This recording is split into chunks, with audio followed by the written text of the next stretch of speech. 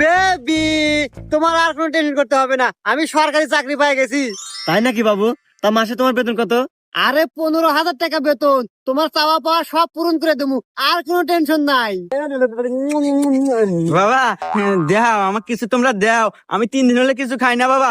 তোমরা তো ওই জঙ্গলের মধ্যে খাওয়া দাওয়া কিছু করতে চাও। আপনার ফকির মানুষ, আপনার মুখে এত বড় কথা মানে না। দাঁড়াও বাবু, ফকির মানুষ মেয়েরা কিছু খায় না, কয়েকটা দিয়ে দাও।